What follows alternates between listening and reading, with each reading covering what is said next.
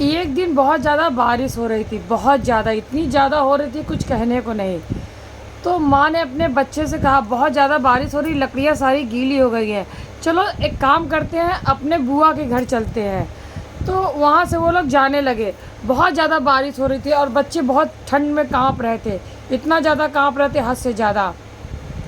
इसी तरह समय बीतता गया, समय बीतता गया, वो चलते रहे, पैर पैर भी बच्चों के दुखने लगे, उनकी माँ के खुद के भी दुखने लगे। थोड़ी दूर पे गए तो पेड़ के नीचे छाँव के पेड़ जहाँ पे था वहाँ थोड़ा कम बारिश का पानी गिर रहा था, तो वहाँ वो लोग बैठ गए, इंतज़ार करने लगे कि शायद बारिश ख़त्म होगी और हम को अच्छी एक कोई जगह फिर से मिलेगी और हम आगे बढ़ेंगे। इस हिसाब से वो सोच ही रहे थे। थोड़ी देर में एक बाबा वहाँ से, वो पहले ज़माने में चलता था, क्या बोलते हैं उसको, बैलगाड़ी लेके बाबा जाने लगा। बाबा जाने लगा तो वो उसकी माँ ने रोका, बोले बाबा बाबा, बोले क्या, हमारे बच्चे और हमें थोड़ी दूर छोड़ दो ना। हम तो बाबा ने पूछा कि पैसे लगेंगे। उसने बोला पैसे तो नहीं है मेरे पास में। बोले अच्छा ठीक है बैठ जाओ, कोई बात नहीं। फिर बिठा लेते हैं बाबा। थोड़ी दूर चलते हैं तो बाबा फिर उनसे पूछने लगते कहाँ जा रही हो बेटी। तो वो बोलते हैं कि अरे कहीं नहीं बाबा, हम अपने ननद के घर जा रहे हैं। ननद के घर जा रहे हो, क्यों? बाबा हमारे घर में जो खपरा था पूरा टूट गया था, बहुत पानी गिर रहा है और बारिश रुकने का नाम नहीं ले रहा, हम लोग खाना पीना कैसे खाएं, कैसे ज़िंदगी चलाएं, तो इसलिए हम अपने ननद के घर जा रहे हैं, वो थोड़ा सा अच्छे से मजबूत है। तो उन्होंने कहा अच्छा ठीक है। फिर वो लोग गए वहाँ पर। जब थोड़ी दूर बचा तो बाबा ने कहा कुछ खाना खाए हो, बच्चों से पूछा, बच्चों ने कहा नहीं। उससे पूछा आपने खाना वाना कुछ खाया है? नहीं बाबा, हमने 15-20 दिन से कुछ नहीं खाया। अरे बाप रे, बड़ी हालत ख़राब हो गई है। बड़ी हालत ख़राब होने के बाद में फिर बाबा बोला अच्छा ठीक है जाओ बेटा। बाबा ने कुछ नहीं दिया, चले गए। वो लोग जब अपनी ननद के घर पहुँचे और अपनी वो बच्चे जब बुआ के घर पहुँचे तो बुआ खड़े होकर के, बच्चे दौड़ के गए गले लगाने के लिए अपनी बुआ को, तो बुआ ने उनको झिकझोर दिया, ए दूर हट, क्या लेने आई है तू? तो भाभी ने कहा अरे कुछ नहीं दीदी, हम सोच रहे थे कि जब तक बारिश है तो आपके घर पे ही रह लें। क्यों मेरे घर में क्यों रहेगी? मेरे घर में कुछ इतना बड़ा नहीं कि मैं तुझे कुछ कर सकूं। ऐसा करके उसने फटकारा, जब मेरा भाई आएगा तब आना, अभी मत आओ। तो बोला भाई को आपका साल भर से ऊपर हो गया है काम ढूंढने, अभी तक आया नहीं है। तो मैं क्या करूं? मैंने क्या सबका ठेका ले रखा है जो तुमको भी खिलाऊं और करूं? नहीं है मेरे पास, जाओ। वो लोग बड़े मायूस हो गए।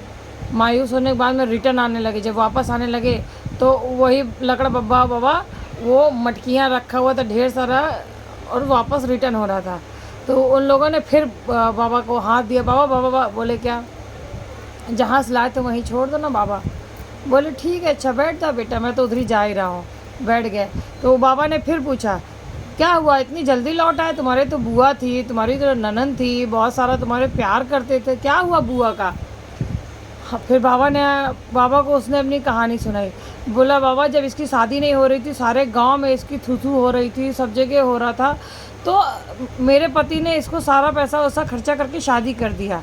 अभी इसको बहुत ज़्यादा इसको घमंड हो गया है, तो ये अभी हम लोग को धुतकार रही, तो जाने तो जैसी करनी वैसी भरनी।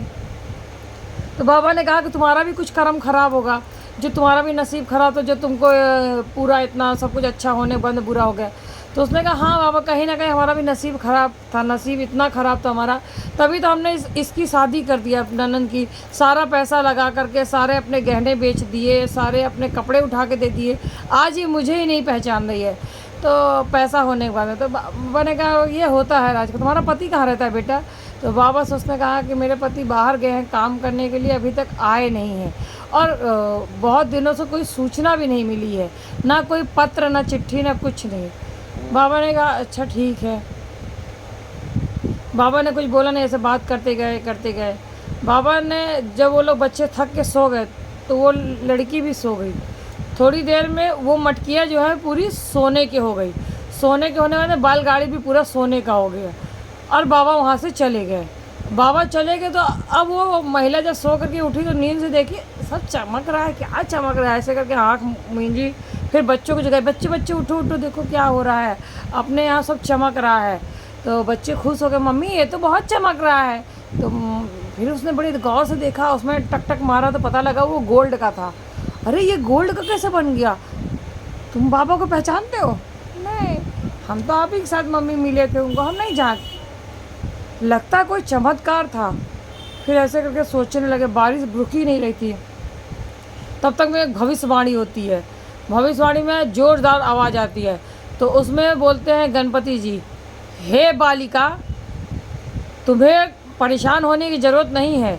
तुम्हारे कुछ पुण्य अच्छे थे जो तुमको अब मैं ये सोने के घड़े और सोने की बैलगाड़ी अपने दे रहा हूँ। और एक मटके में चावल है, जितना चावल उसमें से निकालेगी, किसी एक मुट्ठी खुद को खाना है, एक मुट्ठी दान देना है, और एक मुट्ठी किसी पेड़ के नीचे ले जा कर के उसको पका करके रखना है, टांग देना है उसको पेड़ के नीचे। इतना सुन के वो बड़ी खुश हुई, चलो कोई बात नहीं, हमारा पेट भर जाएगा एक मुट्ठी में। जब वो एक मुट्ठी निकाली तो ढेर सारा चावल बन गया, पेट भर गया सबका।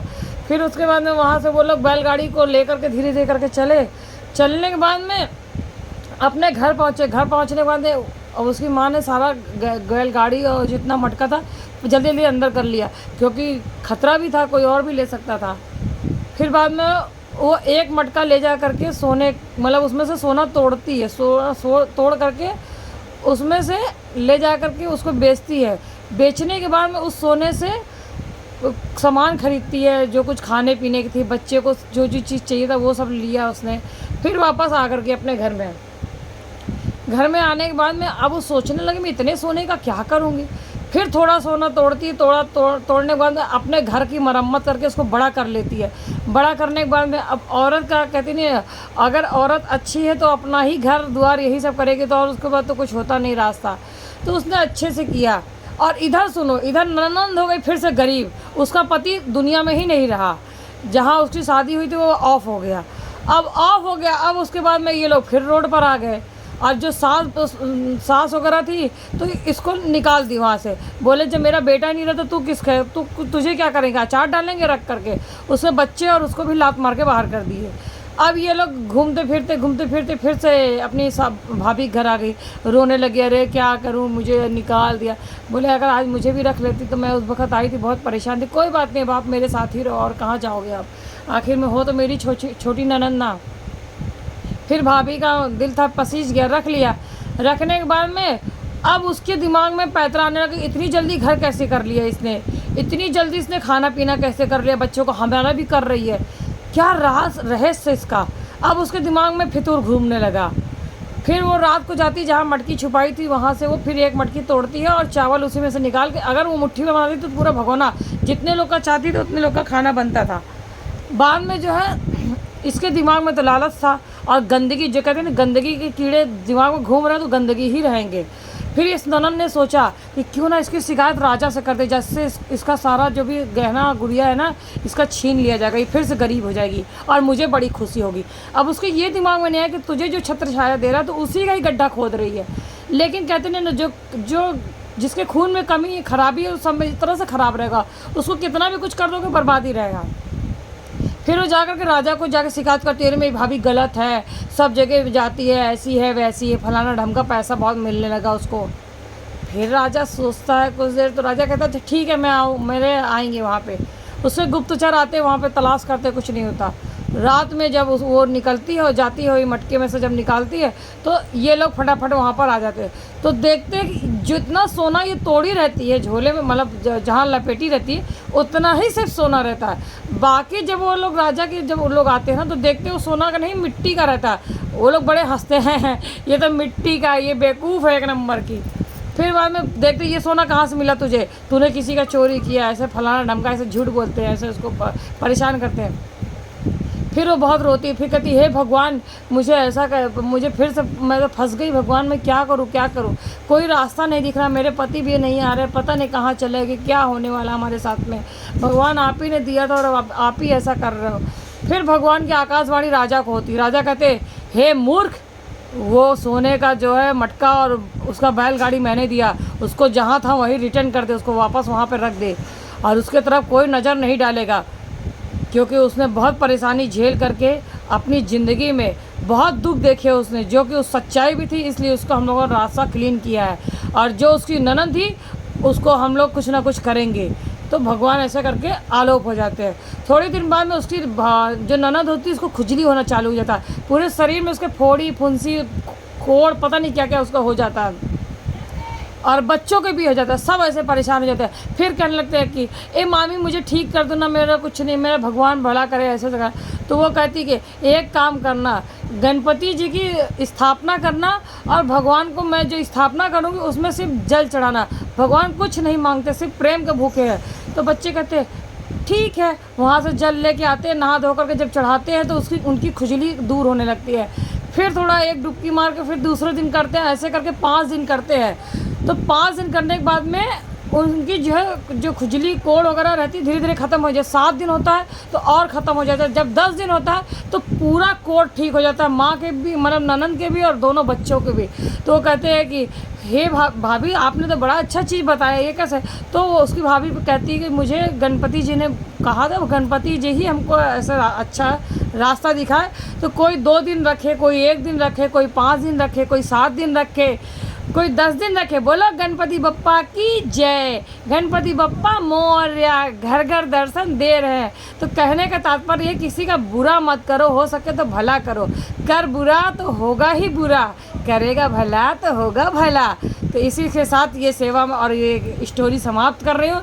अगर आपकी जो भी यथाशक्ति हो, अपने जहाँ पे भी गणपति अगर रहते हैं, अगर आप कुछ नहीं कर सकते तो उनको 1 लोटा जल चढ़ा दीजिए, भगवान वैसे ही खुश है। आप उनको कितना भी मिठाई खरीद के चढ़ा दोगे, उनको कुछ खुशियाँ नहीं मिलेगी। आप उनके यहाँ माथा टेक दोगे ना तो भगवान खुश हो जाते हैं और आपका साथ देते हैं। Thank you watching my video. बोला गणपति बप्पा मोरया।